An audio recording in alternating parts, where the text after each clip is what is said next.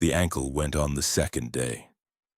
Not a dramatic failure, no sharp drop, no audible crack, nothing that would make a good story if I were telling it some other way. I stepped wrong on a frost-heaved section of trail in the early morning dark. My left foot rolled on a root I should have seen, and something in the lateral structure of that ankle gave in a way that announced itself as serious before I had finished the fall. I went down on my hands and knees and stayed there for a moment, cataloging the sensation the way you do when you need to know whether you are dealing with a sprain or something worse. Something worse. The Bob Marshall Wilderness in northwestern Montana covers more than 1 million acres of roadless country. The nearest trailhead from where I went down was 22 miles. The nearest road after that was another 11 miles of Forest Service gravel. I had a pack, 3 days of food, a water filter, a space blanket, a first aid kit with ibuprofen and an ACE bandage in it, and a satellite communicator that I had not yet activated because my protocol was to wait 72 hours before calling for any extraction that was not a life threat. I had been out here alone before. I had turned ankles before. I made a decision about what category this fell into, wrapped it, stood up, and assessed what I could do. What I could do was walk. Slowly with a stick I cut from a downed limb of Engelmann spruce, favoring the outside of the foot, taking the trail at maybe a third of my normal pace. I had 9 days scheduled in the wilderness. That plan evaporated with the ankle. The new plan was, get out.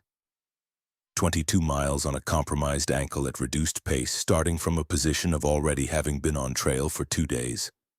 I did the arithmetic and I did not love the numbers. That was September 10th. I know the date exactly because I keep a trail log in a small notebook in my chest pocket. And the entry for September 10th is the shortest in the log. It says, ankle, bad, heading out.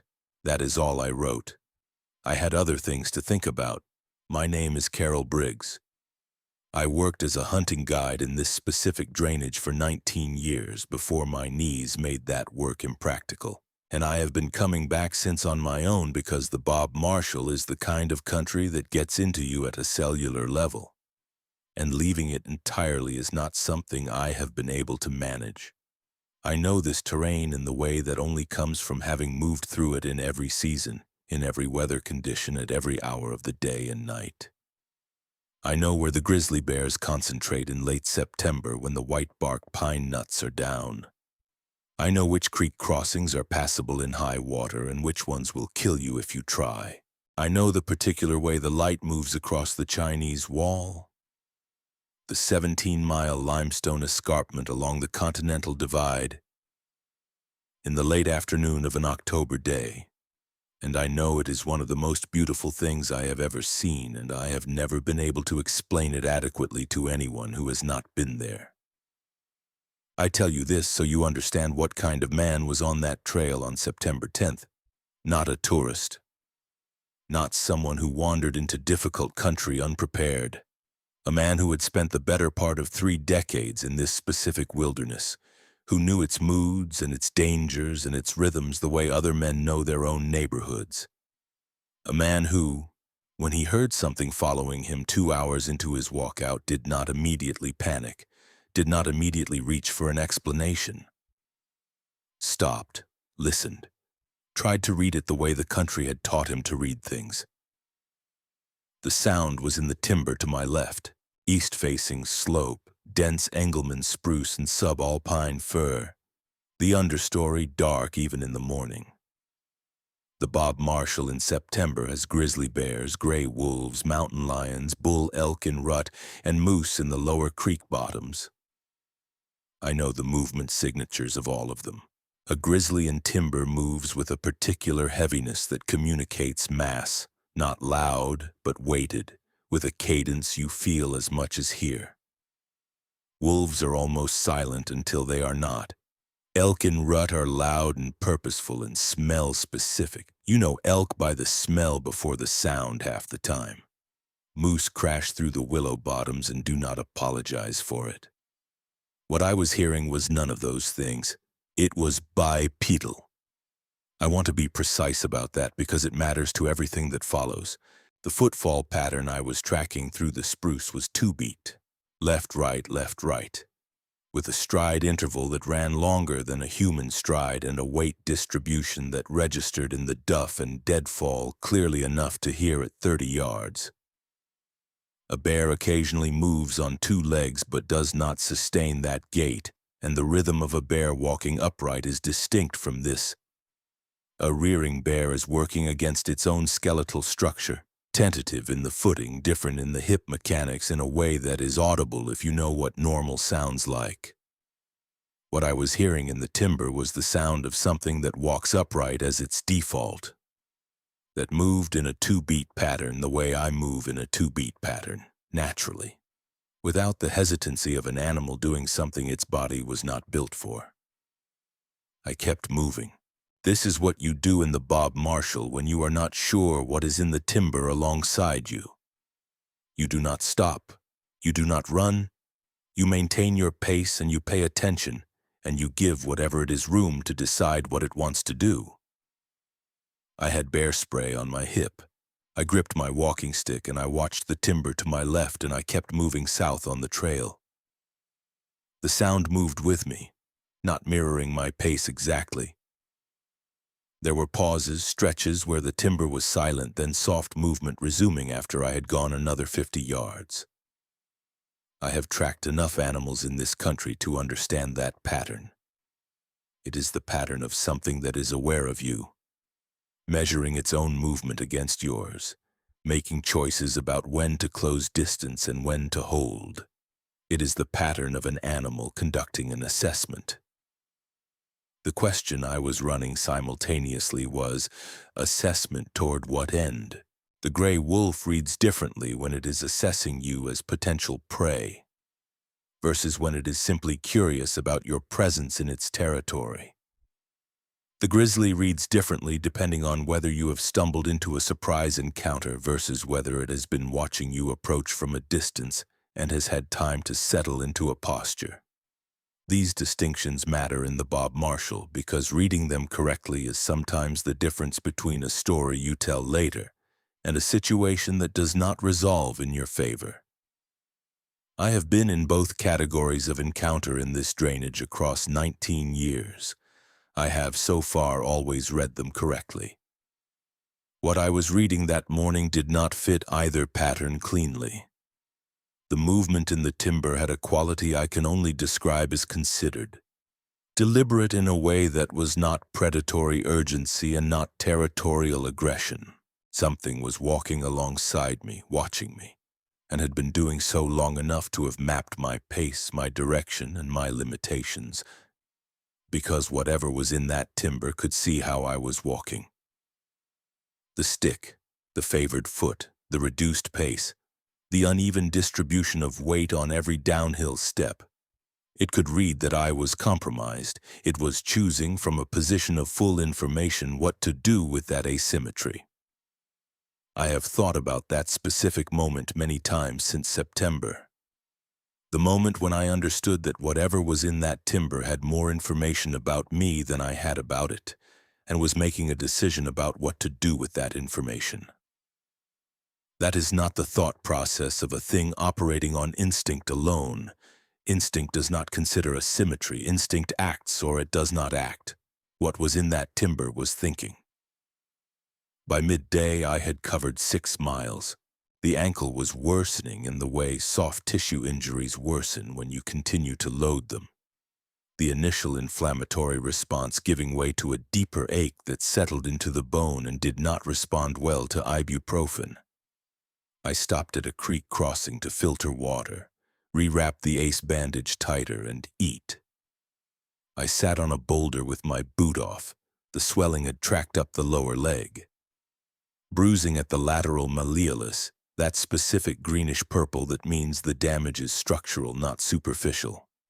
High ankle sprain, probably, with possible involvement of the anterior talofibular ligament. I have had enough field injuries to read them with some accuracy. This one was telling me things I did not want to hear. The alternative to stopping was 22 miles of Montana wilderness on a compromised ankle with a reduced ability to move quickly if quickly became necessary. I laced the boot back up and kept going. The timber across the creek was quiet while I was stopped. The movement that had accompanied me for 6 miles had stopped when I stopped. I sat on my boulder and looked at the tree line. 40 yards of open meadow and creek between me and the fir edge. Nothing visible. But the quality of the quiet had a specific texture. Not the ambient quiet of an empty landscape. The quiet of something holding still. Animals hold still differently from empty spaces, and I have spent enough time in enough wild country to feel that difference in my body before my mind has finished processing it. I did not call out. I made no gesture toward the tree line. I shouldered my pack and started moving. The sound resumed within 100 yards. That was the pattern for the rest of that day. Moving, the sound moved. Stopped, the sound stopped. Never closing, never retreating beyond hearing. The timber changed character as I dropped elevation. The dense Engelmann spruce giving way to stands of western larch that had already started to turn. Their needles going gold in the September light. The understory more open, visibility better. In the larch, I caught it twice. The first time was peripheral, movement at the far edge of my vision, too far right for a direct look without turning my whole body. Wrong scale for anything in my mental catalog. I turned and saw only larch trunks and gold needles and the slope going up into denser timber above. What I had registered in a quarter second was upright and large and moving between two larch trunks with a fluid, unhurried motion that did not belong to anything I had a visual file for. The second time was clear. I had stopped to rest the ankle and leaned against a larch trunk, facing back the way I had come, eating trail mix and watching the slope above me. 300 yards up in the open larch, I saw it for maybe 4 seconds before it stepped back into denser timber. Upright. Walking on 2 legs with a stride that covered ground at a rate that would have been a fast walk for a tall person but read as completely unhurried. Relaxed. The arms were long, swinging with the gait the way a person's arms swing but lower, the hands passing closer to mid-thigh than hip. The shoulders were wide in a way that I measured against the larch trunks it moved between, and the shoulders were wider than the trunks on either side of it. The coloring was dark. Not black exactly, a very dark brown that went black in shadow, and it was covered entirely. No patch of skin visible at the neck or the hands, which I registered because every large primate I have any experience with has bare skin at the face and extremities. This did not. It was a Bigfoot, I will say that plainly. That is what I saw on that slope in the Bob Marshall Wilderness on September 10th, and there has not been a single moment since that day where I have doubted that identification. I have spent 50-plus years in wilderness country, have guided clients through some of the most remote terrain in the American West. And I know what I was looking at on that slope. 4 seconds was enough. The image is in my memory with the precision of a thing witnessed under conditions of total attention. And I am telling you exactly what I saw. What the Sasquatch did in those 4 seconds was not aggressive. It was not fleeing either. It stepped from timber into the open, walked across my line of sight, and stepped back into the timber above. It did not appear to look at me directly, or if it did, the glance was incidental. Part of a normal sweep of its surroundings, not a predator fixing on prey, not a territorial animal registering an intruder with concentrated attention. It moved the way something moves when it has somewhere to be, and I happened to be near the root. I ate the rest of my trail mix. I stood up. I kept walking. By late afternoon, I had covered 11 miles. My normal pace in this country runs 18 to 20 miles in a day of hard effort. I was aware with every step that I was losing ground against what the ankle needed. Rest, elevation, ice, none of which were available. The light was going. I needed to camp. I found a site in a stand of lodgepole pine near a small tributary of the South Fork. Tent up, water filtered, food made, and hung in the bare hang I string every night in grizzly country without exception. The Bob Marshall has one of the densest grizzly populations in the lower 48. The bear hang is not optional here. I had my spray inside the tent and my boots inside the sleeping bag with my feet to keep the leather from freezing because the temperature was dropping into the mid-30s. And cold, wet boot leather at first light is a problem you manage before it starts, not after. I lay in my sleeping bag and listened to the dark. The tributary ran with enough volume to provide constant ambient sound. Comfort because running water reduces unannounced grizzly approach risk. Complication because it also masked whatever might be moving in the timber around me. I ran an inventory of everything I could identify. Water, wind in the lodgepole tops, a great horned owl working the drainage a quarter-mile south, the distant bugling of a bull elk at least a mile out by the attenuation. Everything named, everything accounted for. Around midnight, I heard something I could not name. Upper edge of my camp, north, upslope, a single sound, not a vocalization, not a footfall, a percussive contact. Something struck something else with deliberate, measured force. Once. A pause of perhaps 30 seconds, then once more from a position slightly different, maybe 20 yards west of where the first impact had come from. 2 strikes. Specific interval. Specific positional change between them. Then silence that had a qualitatively different texture from the silence before it. Wood knocking is a documented behavior in Bigfoot research circles. I was aware of it before September. I had been reading BFRO case files for several years before this trip, which I will come back to. The accounts describe deliberate impacts of a large branch against a standing tree, producing a resonance quality distinct from the natural cracking and settling of timber in cold or wind. Natural timber sounds have randomness to their timing. What I heard at midnight had no randomness. It had structure. 2 deliberate sounds placed in time and space with intention, followed by silence. I did not sleep well after that. When sleep came, it arrived in segments, the ankle throbbing through the ibuprofen, my attention snagging on sounds for the rest of the night. Before first light, I fell into something deeper. When I woke, the owl was gone and the elk was long away and the tributary was just the tributary. I walked the upper edge of my camp before breaking it down. Soft ground near the tributary bank, 2 prints, both right foot. The pressure gradient in a right-footed stride loads the ball on the push-off, and the impressions showed that clearly. The second print was cleaner. A full impression, 5 toes with the spread of a relaxed walking gait. The heel a deep oval compression that communicated significant mass. I have large hands and size 12 boots, and I placed my hand alongside the print. The print was longer than my hand from heel to fingertip and wider at the ball by a margin I could not close with my palm. I photographed them.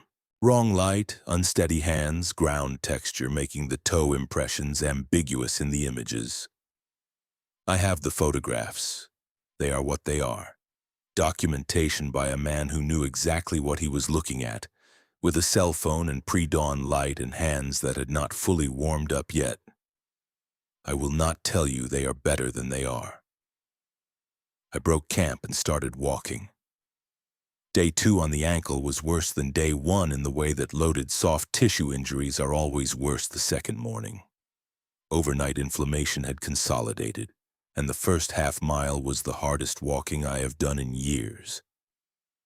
I set my jaw and moved because the alternative was the satellite communicator, and I was not ready to use it, and I want to be completely honest about why.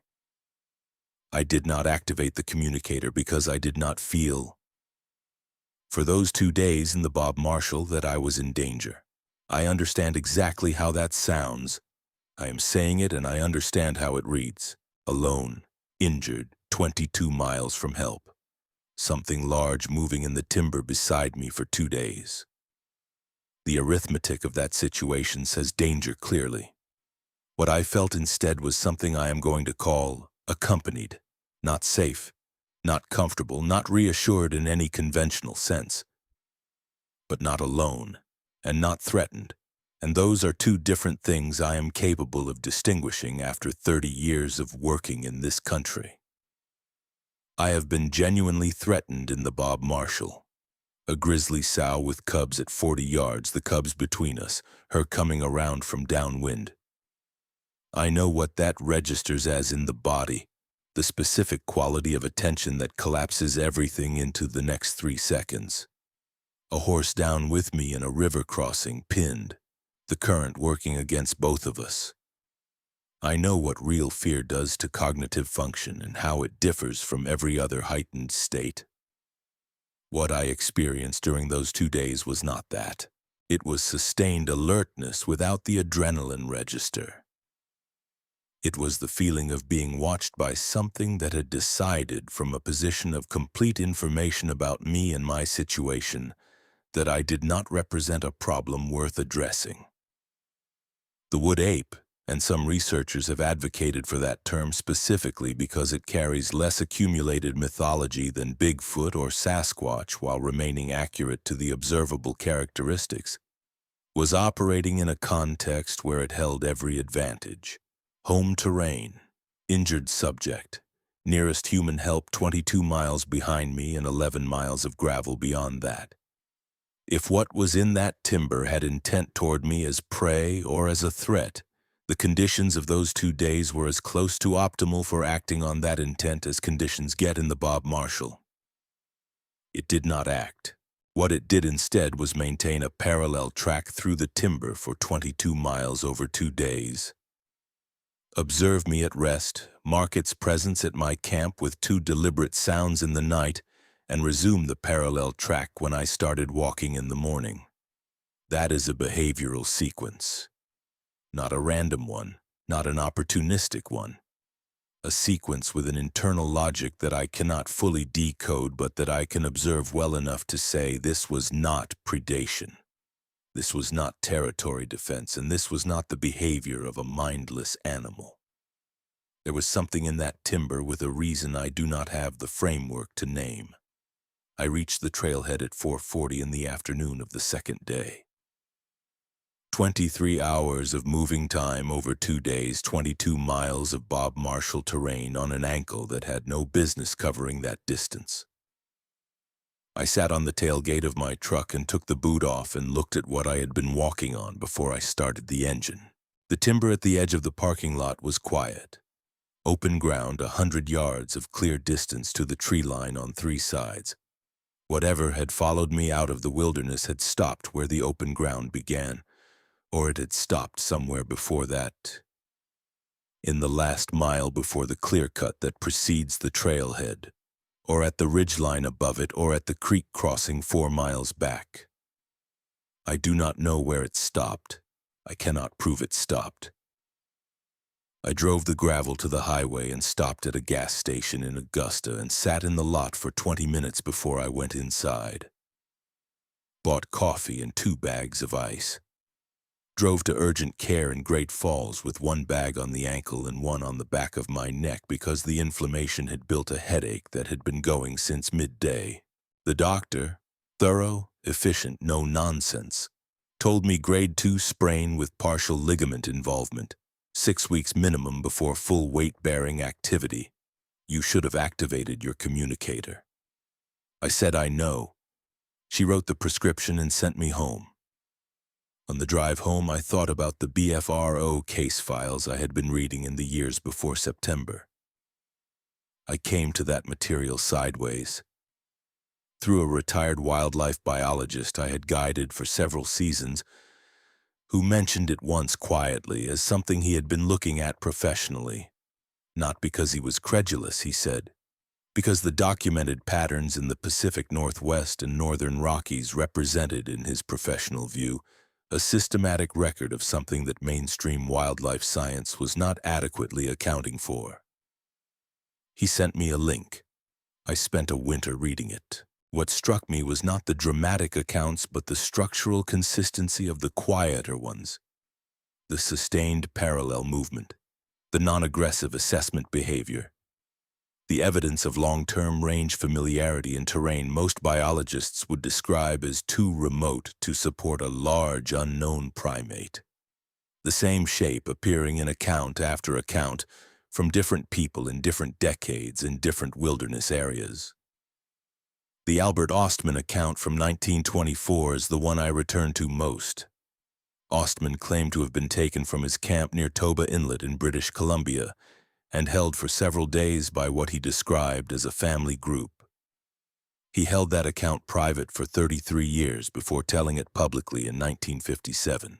I have thought about why a man carries something like that for 3 decades in silence, and I think the answer is because saying it aloud requires the listener to make a decision about you, and you already know what most of those decisions are going to be, and you are not sure you are willing to pay that price. I am telling this now because the weight has exceeded what I am willing to carry alone. That is the honest reason.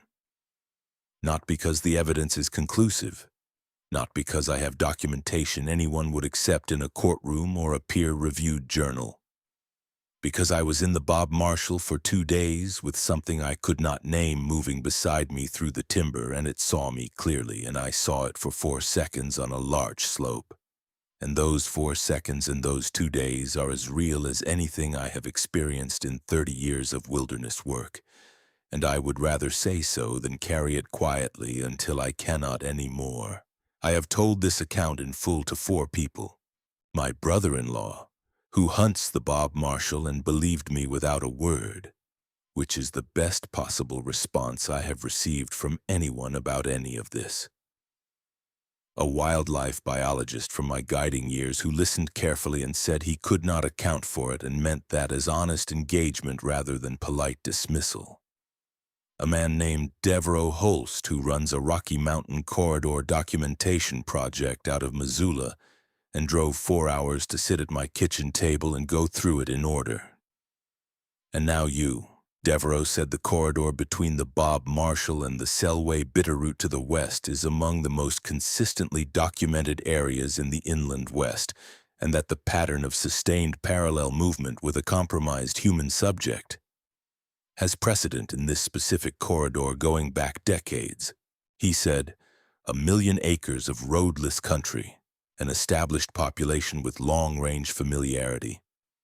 Very few people with the combination of skills and access to encounter it on those terms and then be capable of accurate observation. He said, if it was going to be anyone, it was going to be someone like you. Then he said the thing I have held on to since. He said, the fact that it did not approach you is the most important data point in your account. Opportunistic predators approach a compromised target when conditions are optimal. Whatever followed you was not opportunistic. So the question, and he said he could not answer this for me, is what was it operating on instead? I do not have a clean answer to that. I have the 4 seconds on the larch slope, the 2 wood strikes at midnight, the 2 prints by the tributary, and 22 miles of a sound in the timber that I learned well enough to feel its absence as exposure. That last part I want to stay with for a moment. On the afternoon of the 2nd day, the trail entered a long open section along a ridgeline. A half-mile of exposed ground, meadow grass on both sides, the drainage visible far below to the west. No cover. And for that half-mile, the sound in the timber was gone because there was no timber. And what I felt crossing that open ridge was something I had not expected. The absence of the sound registered as exposure, as a kind of vulnerability I had not felt while the sound was present.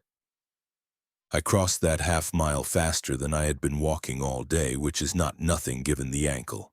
I was not running from the open ground. I was walking toward the timber, and the distinction between those 2 things is finer than I would like it to be. I have thought about that a great deal. What it means that I felt something close to relief when I re-entered the timber on the far side of the ridge and the sound resumed within 100 yards.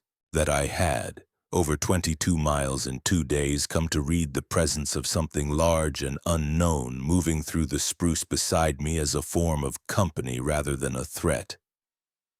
That the open ridge, where nothing could be in the timber because there was no timber, felt lonelier than the closed country where something was definitely there.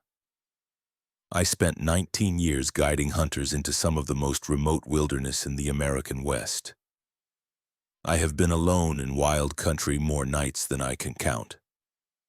Loneliness in that context is something I know, and what I felt on that open ridge was a version of it. The specific version that comes from having something taken away that you had not known you were relying on. I do not have a tidy conclusion to draw from that. I am just telling you what I felt because I said I would be honest, and because I think the honest account is the only one worth giving. The ankle took 10 weeks to heal instead of the 6 the doctor estimated because I loaded it through 2 days of wilderness and the tissue did not forgive that quickly. I did the physical therapy, walked the road in front of my house for 8 weeks before returning to uneven ground, did the exercises I resented and did anyway. The first time I walked a Forest Service trail after the recovery, I paid attention to the timber in the way I have always paid attention to timber, and I registered that it was quiet in the way timber is normally quiet. The ambient quiet of an empty landscape, and I noticed that the other kind of quiet was absent. The quiet of something holding still. I noticed that I noticed. I am going back in June. Same drainage, North Fork approach, different starting elevation. Better camera equipment than I had in September. A handheld low-light unit I ordered in November and have been testing on the road in front of my house in the dark, pointing it at trees and checking the resolution like a man who has perhaps lost some perspective on what constitutes normal evening behavior. Plaster in my pack, 2 bags of it. A measuring tape in my chest pocket rather than buried in the outer pack where I cannot reach it quickly. A proper field notebook with grid paper rather than the small line notebook I have been using. Because grid paper gives you something to measure against when you are doing track sketches and the line notebook does not. I have also been in contact with Devereaux about going in together for a portion of the trip. He has been in the Bob Marshall corridor before and knows the North Fork drainage. He said he would come in for the first 4 days and then I could continue solo if I wanted to. I said I would think about it. I am still thinking about it. There is a part of me that wants the corroboration. Another set of eyes, someone who knows what they are looking at, a second voice saying, yes, that is what I also heard. And there is another part of me that remembers what those 2 days felt like, and is not sure I want to dilute that by introducing a variable I cannot control. I will probably ask him to come. The sensible thing and the thing I want are pointing in the same direction this time, which does not always happen. What I will do if I hear something in the timber alongside me is what I have always done in this country. Pay attention. Read what can be read. Give whatever it is room to make its own decision, and read that decision as carefully as I can and keep moving. The Bob Marshall has been sorting me out for 30 years. Most of what it has taught me came slowly, accumulated across many trips, not from single dramatic events, but from thousands of small observations that build eventually into something you can trust. September added something to that accumulation that I am still working through. Something about the scale of what lives in that country alongside the people who think they know it. Something about the particular quality of those 2 days that was neither alone nor not alone, and does not have a clean name in any language I have access to. The country was there before me. It will be there after. Whatever moved through that timber in September has been moving through it longer than any record I have access to, and will be moving through it after the last hunting guide has hung up his boots and driven home for good. That is not a comforting thought, and I am not offering it as one. It is just the shape of what appears to be true. Read from 22 miles of trail and 4 seconds on a larch slope and 2 strikes of wood in the night. I know what I saw. The timber knows what was in it. That will have to be enough.